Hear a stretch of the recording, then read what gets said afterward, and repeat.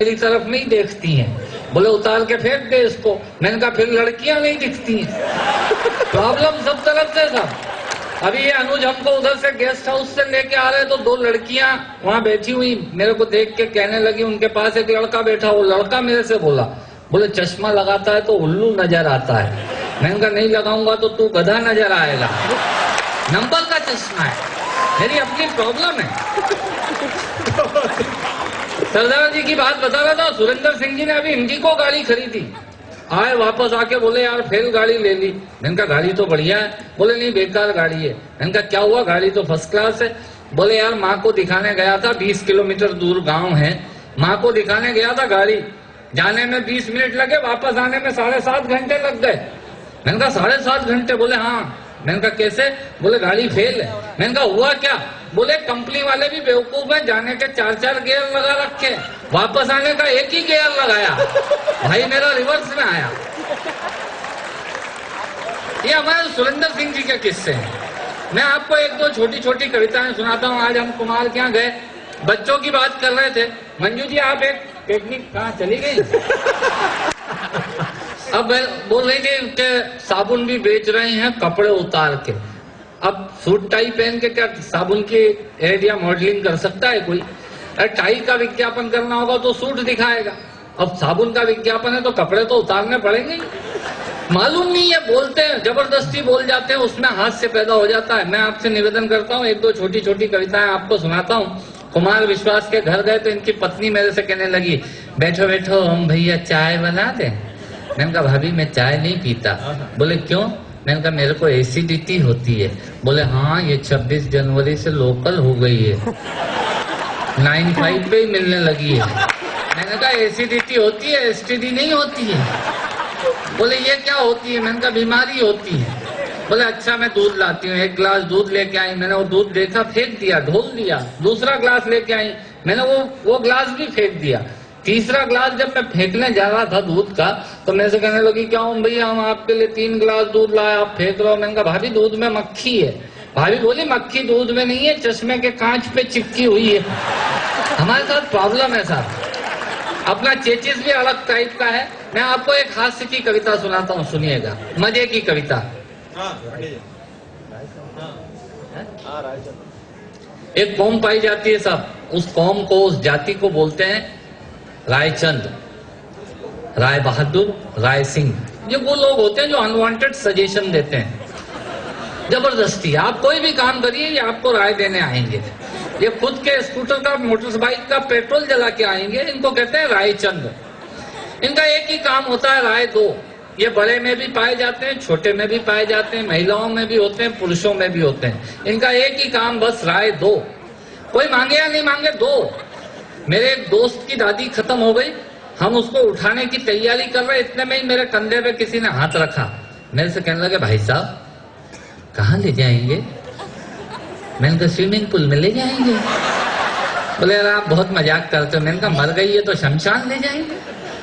बोले नहीं नए वाले पे ले जाएंगे कि पुराने वाले पे ले जाएंगे। मैंने, हमारे उज्जैन में 2 शमशान है। मैंने कहा नए वाले पे।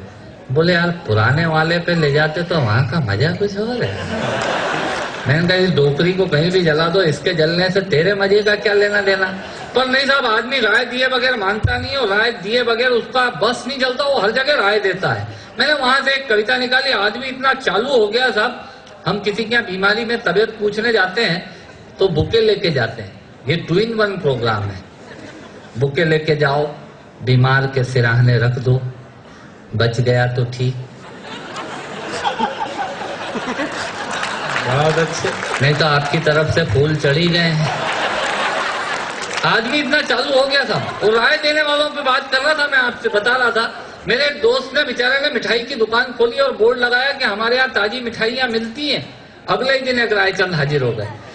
बोले ये हमारे यहाँ लिखने से क्या फायदा? बोले जब नीचे मिल रही है तो ऊपर हमारे यहाँ लिखने से क्या फायदा? बोले क्या करूं? उसने कहा मिटा इसको। उसने बेचारे ने हमारे यहाँ पुतवा दिया। अब उस पर लिखा हुआ था ताजी मिठाइयाँ मिलती हैं। आप देखिए कितने लॉजिकल होते हैं ये। अगले दिन फिर एक रायचंद आ गए। बोले ये ताजी लिखने से लोगों को डाउट क्रिएट होता है। बोले क्या करूं? उसने कहा मिटा इसको। उसने बेचारे ने ताजी भी मिटवा दिया। अब उस पर लिखा हुआ था मिठाइयां मिलती हैं।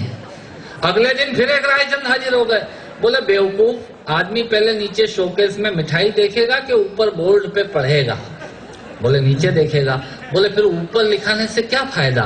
उसने बेचारे ने मिठाइयां भी पुतवा दी। अब उस पर लिखा हुआ था मिलती है। अगले दिन फिर एक रायचंद हाजिर हो गए। बोले क्या फोकट में मिलती है? बोले नहीं, पैसे लेके देता हूँ। बोले फिर मिलती का क्या मतलब? बोले क्या करूं? बोले मिटा इसको। उसने बेचारे ने मिलती भी मिटवा दिया। अब उस पूरे बोर्ड पे लिखा हुआ था है।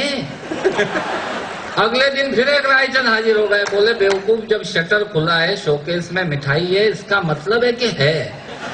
बोले क्या करूं? उसने कहा मिटा इसको।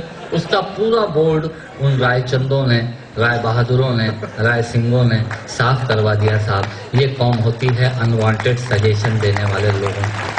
पर इतना भी होता तो गनीमत थी। अगले दिन फिर एक रायचंद हाजिर हो गए। बोले यार, इतना प्यारा बोर्ड खाली पड़ा है, इस पे लिखवाता क्यों नहीं कि हमारे यहाँ ताजी मिठाइयां मिलती हैं? ये कौम होती है साहब। देखिए, आप बच्चे भी आनंद ले रहे हैं कविता का। बच्चे बहुत आनंद लेते हैं साहब। एक बच्चे से मैंने ऐसे ही पूछ लिया, छोटे बच्चे से। मैंने कहा बताइए, मद्रास का नाम चेन्नई क्यों पड़ा? बोले है ना अंकल, मद्रास के लोग लुंगी पहनते हैं और लुंगी में चेन नहीं होती। ये बच्चे इतने चालू हो गए साहब। एक बार तालियां बजा दीजिए, मैं कविता शुरू करता हूँ। कविता का शीर्षक है मजा ही कुछ और है। कविता का शीर्षक है मजा ही कुछ और है। ये तकिया कलाम होता है इन लोगों का। ये रायचंद जो राय देते हैं, आप एम्स में इलाज कराने ले जाएंगे, वो आपको बोलेंगे अरे वो मूलचंद में ले जाते हैं, वहां का मजा कुछ और है। ये होता है रायचंद। आप कोई काम करिए, ये तुरंत हाजिर होंगे। इनका एक ही काम, राय दो। ये खुद किराए के मकान में रहते हैं, पर आपके बनने वाले 25 लाख के द्वारका वाले मकान में राय देने आएंगे कि वास्तु के हिसाब से किचन कहाँ होना चाहिए। इनका काम एक ही है, राय दो। मैंने वहां से कविता निकाली, कविता आनंद के लिए। जब मैं कहूँ मजा ही कुछ और है, आप ताली बजा दीजिएगा। कीन ऑब्जर्वेशन है सोसाइटी का, आपको आनंद आएगा। मैं कहाँ कहाँ पहुंचने की कोशिश कर रहा हूँ, आप देखिएगा। कविता का शीर्षक है मजा ही कुछ और है। दांतों से नाखून काटने का, छोटों को जबरदस्ती डांटने का, पैसे वालों को गाली बकने का, मूंगफली के ठेले से मूंगफली चखने का, कुर्सी पे बैठ के कान में पेन डालने का और डीटीसी की बस की सीट में से स्पंज निकालने का। मजा ही कुछ और है। दांतों से नाखून काटने का, छोटों को जबरदस्ती डांटने का, पैसे वालों को गाली बकने का, मूंगफली के ठेले से मूंगफली चखने का, कुर्सी पे बैठ के कान में पेन डालने का और डीटीसी की बस की सीट में से स्पंज निकालने का। मजा ही कुछ और है। एक ही खूंटी पे ढेर सारे कपड़े टांगने का, नए साल पे दुकानदार से कैलेंडर मांगने का। भले जगह नहीं हो पर आदमी पूछता जरूर है, क्या सेठ इस बार कैलेंडर वैलेंडर नहीं आए क्या? एक ही खूंटी पे ढेर सारे कपड़े टांगने का, नए साल पे दुकानदार से कैलेंडर मांगने का, चलती रेल में चढ़ने का, दूसरों की चिट्ठियां पढ़ने का, मांगे हुए स्कूटर मोटर बाइक का, मांगे हुए स्कूटर को तेज भगाने का और खुद को नींद नहीं आने पे पत्नी को जबरदस्ती जगाने का। मजा ही कुछ और है। मजा ही कुछ और है। चोरी से फल फूल तोड़ने का, खराब ट्यूबलाइट और मटकों को फोड़ने का, पड़ोसन को घूर घूर के देखने का। हमारे भैया को इतना आनंद आ रहा है जैसे इनका चरित्र चित्रण हो रहा है। बहुत अच्छे। चोरी से फल फूल तोड़ने का, खराब ट्यूबलाइट और मटकों को फोड़ने का, पड़ोसन को घूर घूर के देखने का, अपना कचरा दूसरे के सामने फेंकने का, बाथरूम में बेसुरा गाने का और थूक से टिकट चिपकाने का। मजा ही कुछ और है। ऑफिस में लेट आने का, फाइल को जबरदस्ती दबाने का, चाट वाले से फोकट की चटनी डलवाने का, बारात में प्रेस किए हुए कपड़ों पे फिर से प्रेस करवाने का, ससुराल में साले से पान मंगाने का और साली की पीठ पे धोल जमाने का। मजा ही कुछ और है।